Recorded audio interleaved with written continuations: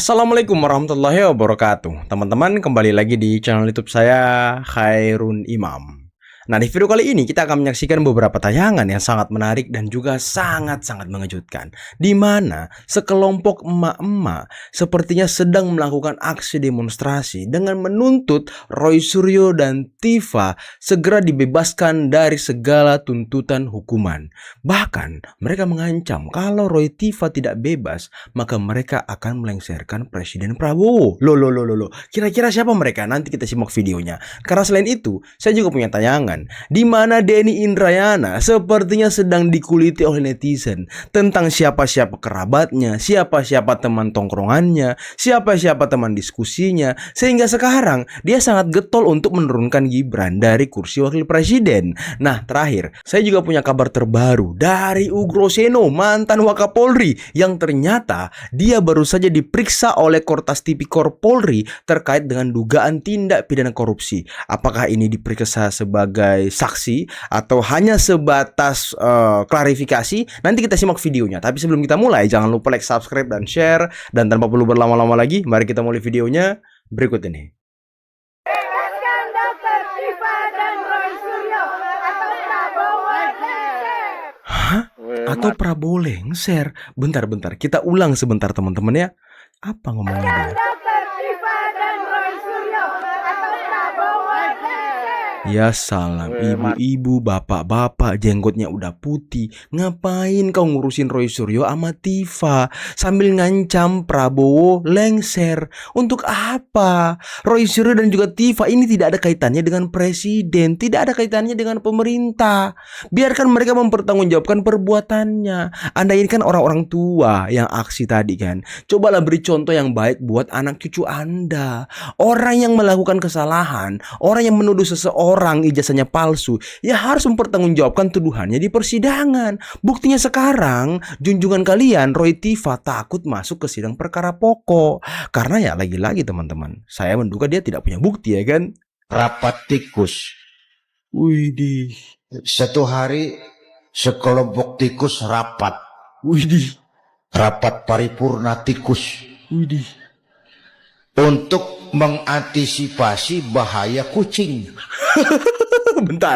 Bentar, kita bedah satu-satu gambarnya. Kiri atas, Denny Indrayana bersama Anies Rashid Baswedan sedang asik santap. Apa itu? Saya nggak tahu. Sedang asik minum atau apa gitu ya kan. Di atas kanan bersama dengan Ugroseno. Waduh, Ugroseno nggak tuh?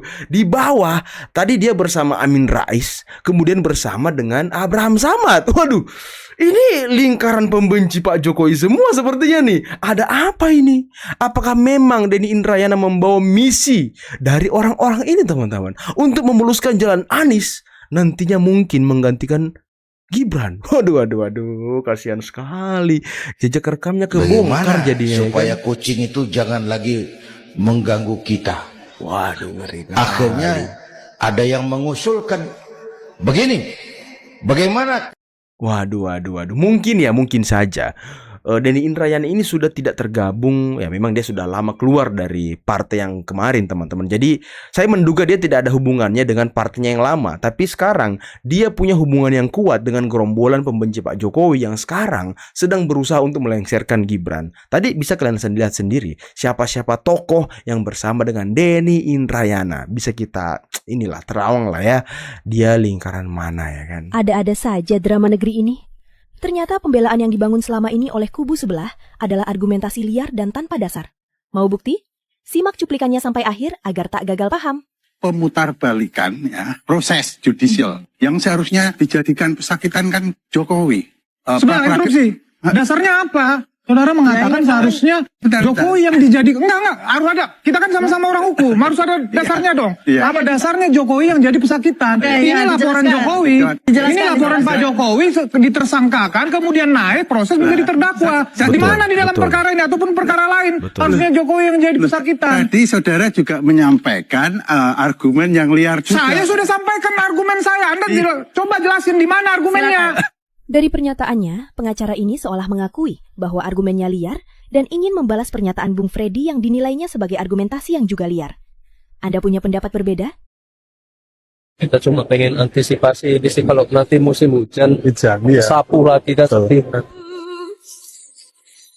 Seperti sugar ku kan terbang menembus awan, bebaskan ku dari rasa. Ini kita sekarang berada di lokasi jembatan Teping Maneh. Ini di Kabupaten Biren, di mana jembatan ini kemarin akibat bencana alam maka terputus untuk akses dari Biren ke Takengon. Sekarang kita lagi membangun kembali jembatan ini. Insya Allah jembatan ini kita bisa sambung di Agustus akhir dan nanti kemudian di Oktober insya Allah kita udah bisa kita fungsionalkan. Arahan Pak Wapres tadi ya semoga ini lebih cepat dan dengan mutu yang cukup.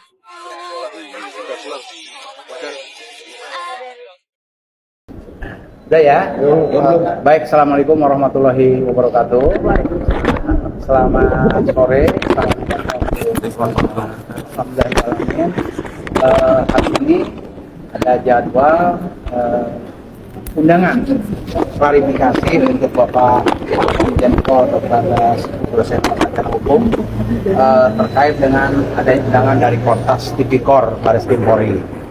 Dan beliau sudah hadir dari jam 10 tepat, baru keluar jam 16. Tadi ada istirahat sebentar, rehat sebentar, jam 12.30 ya, karena ada ada istilahnya perbaikan sedikit untuk di print out. Setelah di print out, kami masuk kembali ya, dan dilakukan pemeriksaan lanjutan karena ada beberapa hal yang masih belum selesai ya, dan isi daripada pemeriksaan itu poinnya cuma 17. Poinnya cuma ada 17 pertanyaan, tapi ada satu pertanyaan isinya beranak, ada yang 5, ada 6, ada 8 gitu. Ya, 17 pertanyaan aja.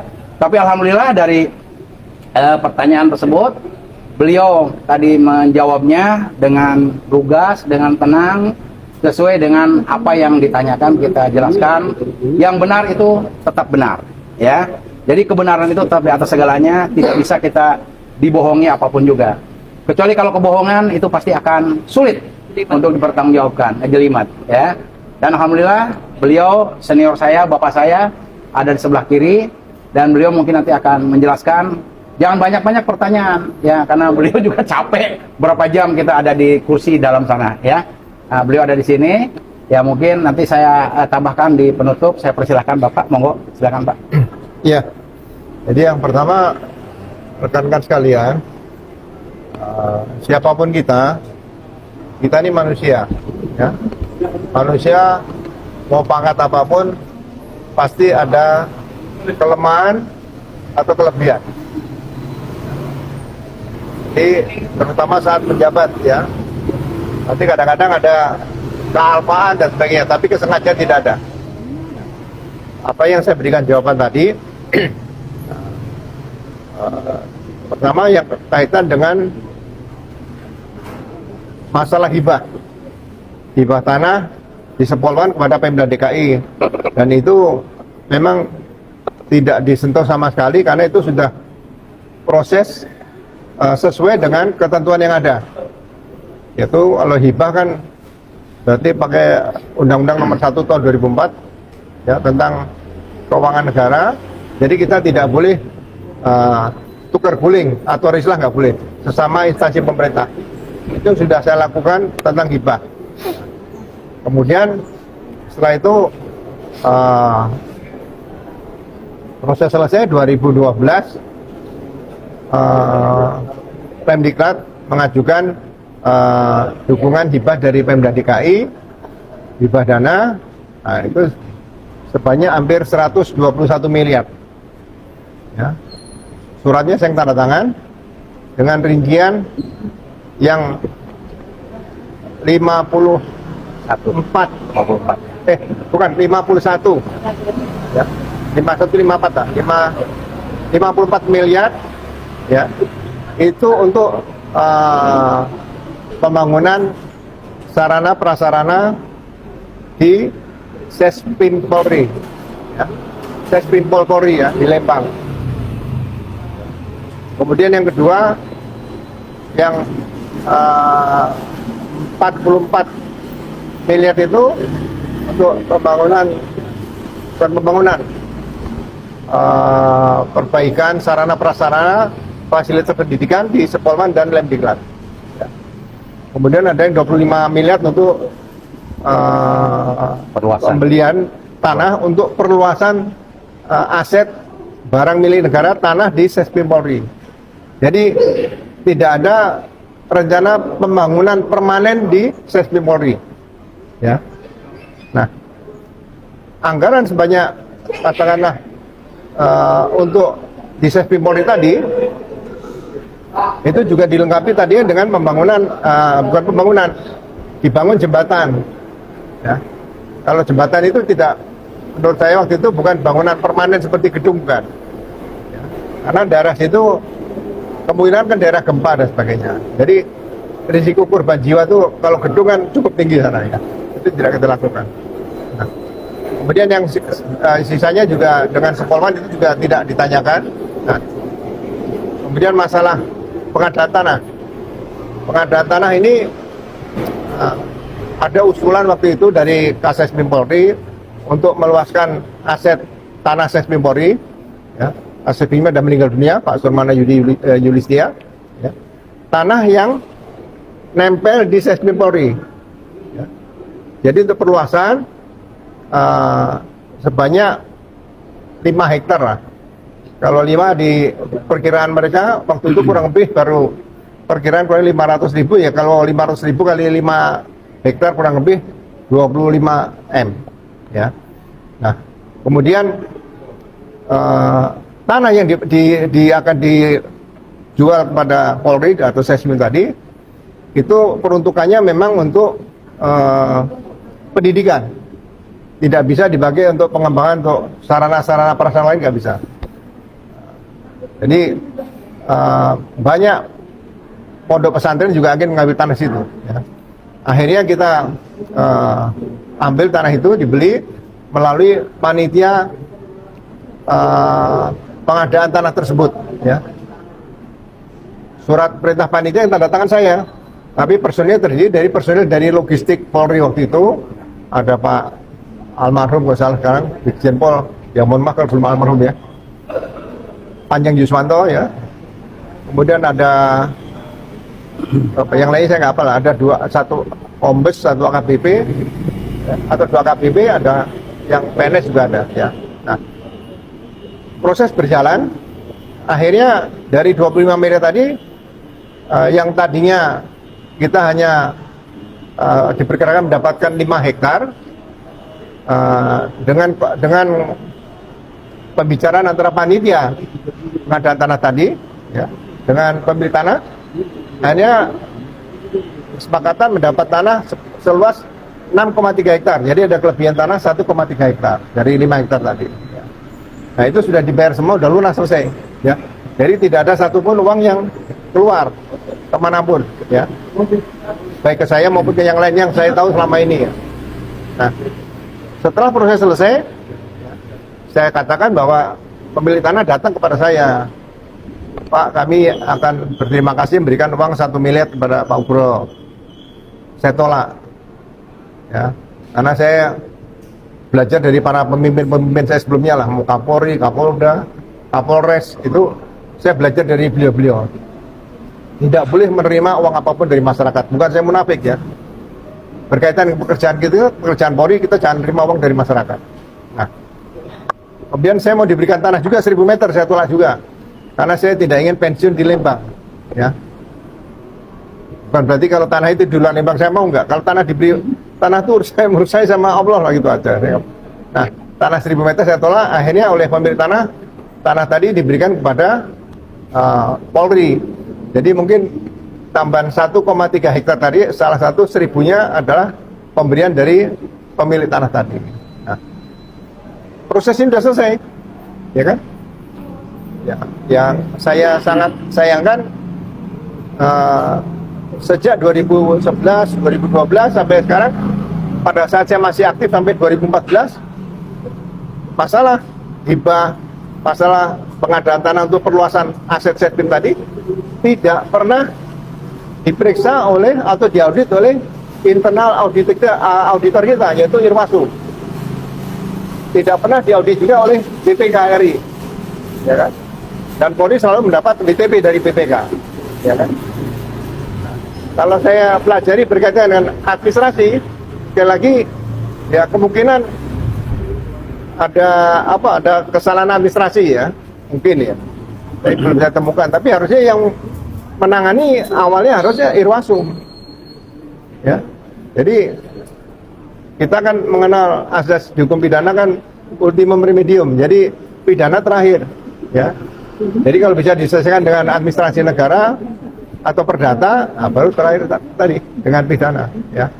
Jadi saya berharap ya perlu dicek kembali nanti masalah berkaitan dengan proses pengadaan tanah sebagai upaya perluasan tanah Setkim itu sebaiknya tim Irwasum kalau masih ada kesempatan untuk meninjau lokasi tersebut, ya. Peruntukannya untuk apa sekarang seperti itu, ya. Kalau kami malah ini suatu hal yang kurang baik ya. Sekali lagi saya menyampaikan sesuai dengan apa yang disampaikan oleh hakim yang memeriksa perapit kedua itu. Dikatakan bahwa ini adalah upaya pengabaian hak. Jadi harusnya ada haknya dilakukan pada saat penyidikan, gitu kan? Silakan. Apa SPDP dan sebagainya silakan. Tetapi ketika sudah dilimpah ke pengadilan, sudah bertemu antara pelapor dengan tersangka di pengadilan dan dokumen dilimpahkan ke pengadilan. Hari ini kan polisi tidak pegang lagi dokumen. Itu perlu diketahui loh. Dokumen semua sudah dilimpahkan kepada kejaksaan P21 sudah dari jaksa dilimpahkan ke pengadilan. Kalau lantas sekarang di-exercise kepada polisi pegang apa? Kalau dibilang itu strategi, menurut saya sesuai dengan apa yang disampaikan oleh hakim di dalam putusannya, perapit kedua, itu pengabaian haknya mereka sebenarnya. Dan itu merupakan bagaimana mereka menghindar dari pokok perkara. Di mana sebenarnya kalau memang ingin mempersoalkan itu sebelumnya. Dan lagi pula hari ini sudah bertemu kan di sidang seperti itu. Sudah ada nomornya, sudah dilimpah. Tentu forumnya yang lebih tinggi adalah forum pembuktian. Kalau mereka kan sekarang kan bukan ingin membuktikan apa pernyataan mereka bahwa ijazah Pak Jokowi palsu. Mereka sedang melakukan eksaminasi terhadap proses. Kan gitu nih. Jadi ini sebenarnya adalah menurut saya, walaupun tadi saya hargai pandangan dari Bang Yasena, tetapi saya ingin menyampaikan, Bang, putusan itu kemarin sudah mengatakan ini adalah abuse of pra-peradilan, kira-kira gitulah. Dan oleh karena itu, menurut hemat saya disampaikan juga bahwa kalau memang mau mengajukan upaya paksa satu kali, kalau bicara mengenai ganti rugi itu mengenai kepada penghentian penyidikan dan atau penuntutan. Jadi sebenarnya jelas dan tidak ada dasar-dasar yang disampaikan. Walaupun tadi Bang Yasena bilang diterima kok, iya, tapi kalau putusannya lagi nanti ditolak lagi, apa nggak malu? Oh, enggak dong, ini strategi. Buat saya, strateginya kalau memang kita benar-benar, memang kita memang fight, kalau kita gentle, yuk kita masuk ke pembuktian. Sehingga apa? Tentu pelapor juga kan memiliki kepastian hukum.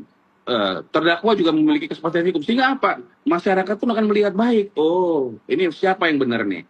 Apakah orang-orang yang menuduh, yang tidak bisa membuktikan tuduhannya sehingga akhirnya ini masuk dilimpahkan ke pengadilan, ataukah siapa? Gitu. Sehingga apa? Ini menjadi fokus. Dan saya pikir ini perlu dikawal oleh masyarakat supaya apa? Supaya jangan terjadi pengkaburan. Karena hari ini adalah pengkaburan mengenai proses, mengenai apa yang disampaikan mengenai eksaminasi pasal-pasal di dalam perapit kedua, gitu kan? Itu kan adalah pokok perkara. Sehingga saya pikir, ayolah kita secara gentle masuk ke pokok perkara. Ayo buktikan pernyataan tuduhan kalian bahwa Bapak itu memiliki ijazah palsu. Tunjukkan apa kepalsuannya. Saya rasa Oke teman-teman, itulah tadi beberapa video yang bisa kita simak, yang bisa kita saksikan pada kesempatan kali ini. Dan gimana menurut kalian tentang kasus hukum yang sekarang menyeret nama Ugroseno, mantan Wakapolri? Waduh, Ugroseno ini kan bukan nama yang kaleng-kaleng teman-teman. Jabatannya pun bukan kaleng-kaleng, mantan Wakapolri. Dan kemarin dia sudah menegaskan bahwa dugaannya ini adalah kriminalisasi. Nah sekarang kita dorong Kortas Tipikor Polri agar bisa betul-betul transparan mengusut dugaan kasus korupsi yang sedikit menyeret nama Pak Ugroseno. Biar nantinya Kapolri ataupun polisi tidak diseret-seret lagi oleh Ugroseno. Apalagi kan kemarin ya Ugroseno sempat spill kalau katanya ya saya kan jabatan termasuk tertinggi di Polri, mantan Wakapolri, cuma satu jabatan di atas saya yakni Kapolri.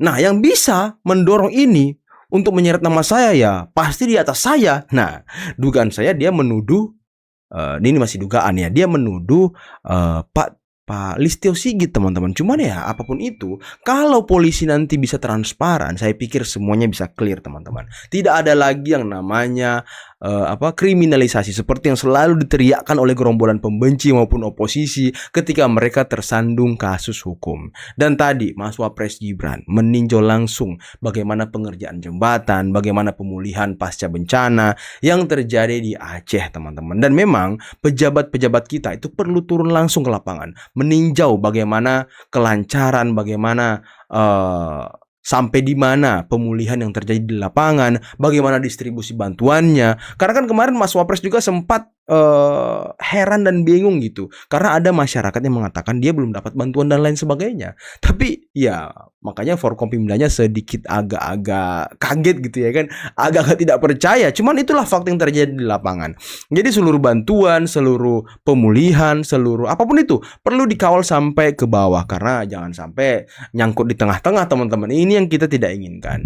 Dan semoga Roy Suryo dan juga Tifa segera mendapat kepastian hukum, dan Pak Jokowi juga segera mendapatkan keadilan atas laporan beliau yang merasa dihina sehina-hinanya, difitnah, merasa direndahkan serendah-rendahnya, dan beliau bisa membuktikan bahwa ijazah beliau asli di ruang publik, di ruang persidangan. Oke teman-teman, mungkin cukup sekian dulu video kali ini. Jangan lupa like, subscribe, dan share videonya. Akhir kata, billahi taufiq wal hidayah. Assalamualaikum warahmatullahi wabarakatuh. Bye-bye.